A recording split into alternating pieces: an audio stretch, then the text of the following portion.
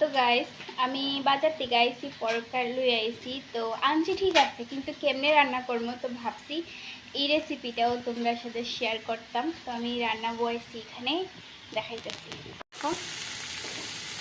এটারে আমি বয়েছি, ভালো করে কষায় লইতেছি। পরোটা বয়েছি আর কি, শুধু লবণ দিছি, লবণ দিয়ে বয়েছি। আমি এটার মধ্যে কিন্তু তেল দিছি না, একটুকু তেল দিচ্ছি না। তো এটারে আমি বয়েছি, এখানে কষানো ভালো করে যতক্ষণ এটা তেল বাইরেছে না, এই মাছ থেকে তেল বাইরে আমি মশলা দিব। এখানে মশলাও রেডি করে রাখছি আমি। দিল আদা রসুন আমি চপ করে লইছি আর কি, আর এটা হলো পেঁয়াজ কুচি, একটা টমেটো লইছি, আর এটা হলো কাঁচা লঙ্কা। তো এখানে দিব, আর লাস্টে দিব এখানে এটা হলো গিয়া বাঁশকুড়ুল, যেটা আনছিলাম রান্নার লেগে এটার লগে। তো এটা লাস্টে দিয়ে দেবো। এটা আমি অল্প সিদ্ধ করে লইছি যাতে তিতা না হয়, তো এটা দেবো। তো দেখতে থাকো, বাকিটা দেখাইতেছি আমি।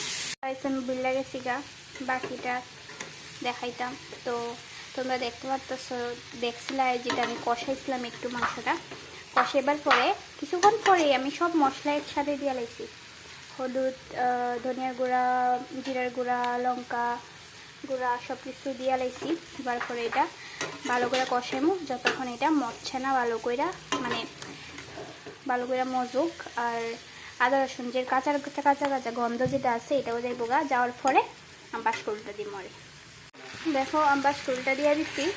বাঁশকুড়ুলটা দিয়ে দেওয়ার পরে ভালো করে নাড়াচাড়া করো।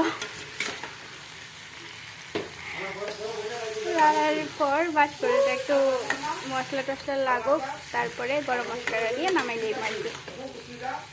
তো দেখো আমার ওইয়া গেছে, এখন আমি এখানে জুল লাইমু। তো কয়েকটা কষা নিয়ে নামাইলে খাইতাম।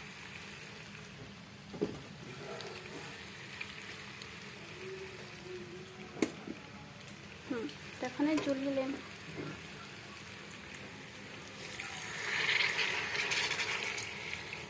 জুল ফুরা দিতাম নি, মানে কষানে কষানে একটু রাখতাম নি, না জুল জুল রাখতাম।